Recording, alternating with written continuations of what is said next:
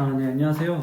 저번 주에 이제 생존 고전이 끝나고 오늘은 이 휴독이란 책을 같이 여러분과 함께 공유하고자 합니다. 사실 그 휴독이란 책을 저는 읽고자 하는 건 계획은 없었는데, 같이 하는 그 그룹에서 이 하자는 의견이 있어서 그거를 같이 하게 되었고, 좀 그런 것 같아요. 그러니까 제가 굳이 하고자 하지 않았던 책을 하려고 하지만 그 책이 결국엔 내 삶에 이익이 될 수밖에 없는 조건으로 가야 한다는 거가, 내가 공동체를 함양함에 있어서, 그리고 그러한 의지를 함양함에 있어서 그런 부분들도 같이 갈 수밖에 없겠다라는 생각을 하게 됩니다. 그러니까 제가 계획하는 거 이외에도 많은 것들이 이게 들어오지만 그거를 제 적절하게 삶에 맞춰서 가는 것도 중요하다라는 생각을 하게 합니다. 근데 저는 삶 자체가 그런 것 같아요. 저 혼자 스스로 좀 빨리 극복해보자는 의지가 좀 강했고, 그게 저를 지금까지 생존해 왔다고 느끼거든요. 근데 이게 아무래도 같이 가려고 하는 것들이 생각보다 굉장히 힘들다는 생각이 듭니다. 그래서 이 책의 저자는 이제 나이키를 만든 필라이트라는 사람인데요. 이제 필라이트라는 사람이 어떻게 이 나이키를 창립하게 됐는지, 그 나이키에 창립되는 그 초창기, 지금은 아니죠. 그러니까 지금은 아니고 1980년도까지, 1960년도부터 80년도까지의 그 이야기를 정해놓고 있어요. 그래서 뭐 이 사람에 대한 어떤 비판적인 견해와 혹은 이 사람의 일방적인 견해로 이 사건들을 우리가 다 볼 수는 없겠지만, 그렇지만 이분이 그만큼 사회적 지위를 얻고 미국에서 굉장히 손에 꼽힐 만큼 기부를 했다는 사실을 볼 때, 이분의 인사이트가 또 다른 그 측면의 인사이트보다는 더 확연하게 그리고 뚜렷하게 힘이 있다고 생각이 들어요. 제가 여기서 느꼈던 거는 이제 여러 가지가 있겠지만, 간추려서 여러분과 함께 몇 가지를 공유해 보자면, 아직 책은 다 읽진 않았고 아직 절반까지 읽었고, 절반의 내용을 바탕으로 이야기하고 또 절반을 하고 또 여러분과 공유하려고 해요. 이게 아무래도 책을 한꺼번에 다 읽고 한 번에 막 이야기한다는 것 자체가 시간이 부족하고 그 정리되지 않은 채로 이야기할 때가 있고, 뿐만 아니라 이거를 책을 좀 길게 읽으면, 뭐 짧게 읽는 것도 그렇겠지만 조금 더 다양한 사고를 하게 되는 것 같아요.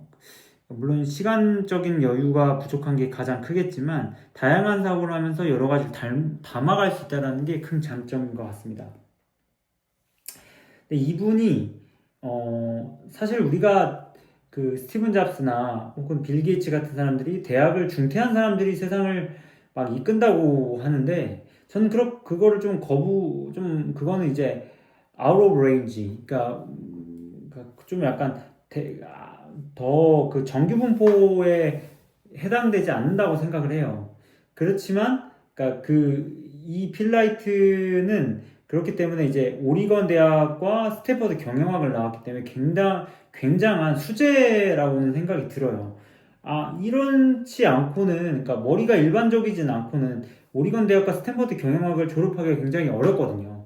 그리고 재력도 뭐 극히 가난하다 이게 아니라, 대학교와 어느 정도 재정적인 어떤 사업에 지원해 줄 수 있을 정도의 중산층 정도 됐기 때문에, 우리가 자기가 평범하다고 해서, 혹은 자기가 뭐 학벌이 좋다고 해서 학벌이 안 좋은 사람의 성공 사례를 보고 학벌이 안 좋아야만 저렇게 성공할 수 있다, 저는 그렇게 생각하진 않아요. 그러니까 나의 주어진 환경을 가지고 어떻게 그거를 세상과 소통하느냐가 좀 포인트인 것 같거든요.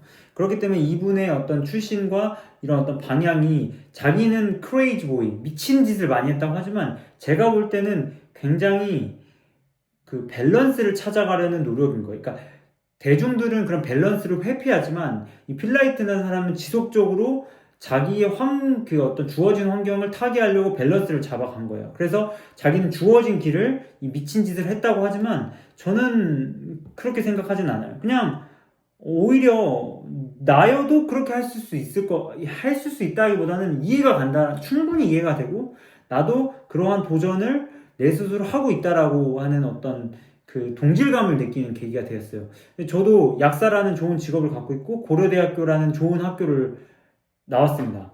이게 뭐 잘난 척이 될 수도 있겠지만 진짜 좋은 학교였어요. 그러니까 제가 생각해봐도 저는 거기에 대한 프라이드가 있고 뭐 그 학교에 대해서 그 배웠던 내용을 가지고 리더십을 가질 수 있다고 생각을 해요. 그렇기 때문에 이 주어진 걸 가지고 제가 세상과 소통하려고 하는 능력, 그리고 제가 약학대학교를 나왔다고 해서 약사가 될 필요가 없죠. 약학을 배운 지식과 깨달음을 가지고 어떤 교육이나 혹은 농업이나 뭐 사업도 괜찮고, 뭐 군대에서 제가 이제 약 같은 거를 이제 관리하는 직업도 괜찮고 연구직도 괜찮죠. 하지만 저는 가장 필요한 금융에 몸을 담고 싶었고 그러한 금융의 길을 가고 있어요. 그러니까 많은 분들이 그런 부분에서 미친 짓이라고 생각을 할 거예요. 저도 그렇게 생각하고 일반적인 관점에서 볼 때는, 그러나 그게 저는 결코 미친 짓이라 생각하지 않고 세상에 대한민국이라는 이 나라에서 올바른 이 미래를 가기 위한 어떤 자본의 선순환으로서는 꼭 필요하다고 생각하기 때문에 제가 이 일을 하는 거거든요. 필라이트도 마찬가지였을 겁니다.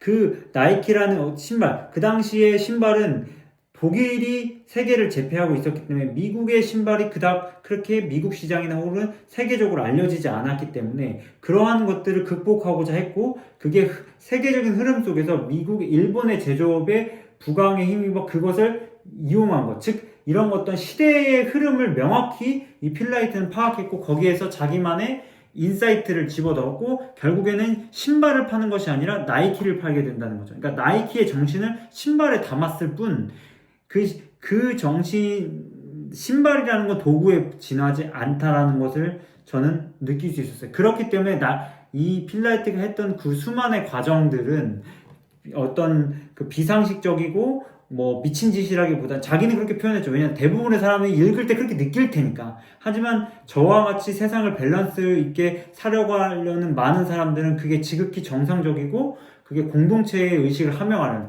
저도 이 투자라는 것이 저의 공동체의 의식과 함께 가려는 의지가 투영되는 도구라고 보는 거지 그게 곧 인생의 답이라고 생각하진 않아요. 하지만 제가 하는 많은 사람들을 보면 주식이 답이다라고 생각하는 사람이 많아요. 그렇기 때문에 주식시장은 우상향한다라는 어떤 그 선동에 휘말릴 수밖에 없게 되고 ETF나 혹은 현금 비중이 없는 몰빵을 하게 되는 것 같습니다.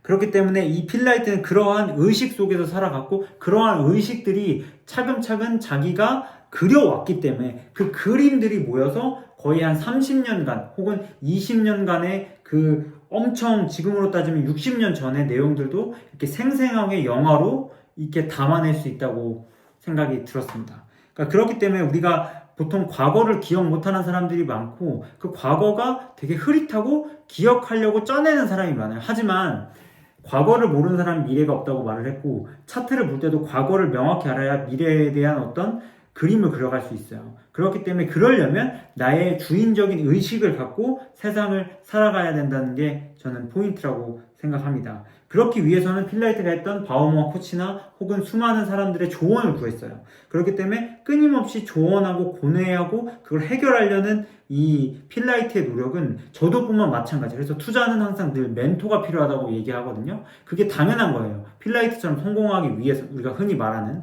그렇기 때문에 저도 항상 늘 저보다 못하다고 생각할 수도 있겠지만 그런 사람들에게 질문하고 조언을 구하고 그거에 같은 해결 방안을 모색했다. 그래서 그 소통도 물론 이 존슨이라는 어떤 그 끊임없이 약간 어떤 집착이 있는 사람한테도 소통을 하지만 그게 필요한 수준만큼 했다고 저는 느껴요. 그러니까 수만 편의 그 어떤 편지들, 그 수만 편의 편지들로 참 이 필라이트는 기억도 잘했을 거고 그만큼 이제 글을 쓰는 사람이라는 것도 느낄 수 있는 건데 그 글을 이제 존슨에겐 많이 쓰지 못했다고 그래요. 왜냐면 또 자기가 하나 쓰면 막 심하게는 뭐 5-6개가 쌓여 있으니까. 하지만 그와의 적절한 소통을 이어갔고 그리고 그 당시에 일본 사람들을 알기 위해서 끊임없이 그 자기의 지인들을 통해서 알려고 했고 그 일본이라는 사람들이 대중에게는 관념적으로 굉장히 위험하고 전쟁 패전 국가에서 그런 사람들과는 말을 섞지 말아야 한다는 그 관념을 뛰어넘으려고 노력했다라는 측면에서 이 사람이 굉장한 그 시대 흐름을 잘 읽고 관념을 깨갖고 그 관념을 깨가는 과정에서 신발이라는 도구를 가지고 나이키의 정신을 담아갔다. 그렇게 이야기해 볼 수 있겠습니다. 그래서 물론 이 책에 많은 예시들이 있고 저도 이런 식으로 이 표시를 해놓고 있어요. 그래서 이런 걸 일일이 다 설명하는 것은 조금 무의미할 수도 있고 여러분도 같이 읽어보시면 되게 재밌는 것이 있어요. 근데 뭐 자신감일 수는 있겠지만 자만일 수 있겠지만 깨닫고 한 게 결국 나이키의 정신이라면 그게 한글보다 그렇게 막 위대한가 이런 생각도 살짝 들긴 했어요. 그러니까 내가 깨닫고 공부했다면 그게 진짜 나이키라는 사람이 그 기업으로 물론 기부도 많이 하겠지만 이 서양 문명의 한계성이랄까 뭐 그것도 살짝 느끼긴 했어요. 그러니까 우리 동양 문명권에서 진짜 이런 한글과 같은 어떤 혁신적이고 모든 사람들이 돈을 안 쓰고 이용할 수 있는 그러니까 나이키라는 것도 결국엔 돈을 쓰고 이용할 수밖에 없는 하나의 재화잖아요. 근데 한글이라는 건 그런 게 아니거든요. 그렇기 때문에 그러한 어떤 무형의 자산과 유형의 자산을 비교해 보자면 한글이 이 나이키보다 더 뛰어나진 않을까라는 어떤 상대적 비교를 저는 같이 해보게 되는데 그런 부분도 존재했다는 겁니다. 그래서 이 사람이 어떤 스파이라든지 그러니까 이런 것들이 인간의 마음을 담아가는 과정에서 굉장히 위대하다. 그러니까 저도 이거에 대한 도전 의식도 많이 느꼈고 이 발뒤꿈치도 지금 못 따라가는 심정이지만 저라는 사람이 이런 인간의 마음을 담아갈 수 있고 그 인간의 마음이 곧 이 나이키라는 큰 정신을 만들 수 있다라는 생각이 들어서 한번 이 책을 더 읽고 여러분들과 이제 세세한 또 다른 예시들이 좋은 게 있다면 같이 공유해보고 이야기해보도록 하겠습니다. 오늘은 여기까지고요. 다음에 또 여러분들과 함께 찾아뵙도록 하겠습니다. 감사합니다.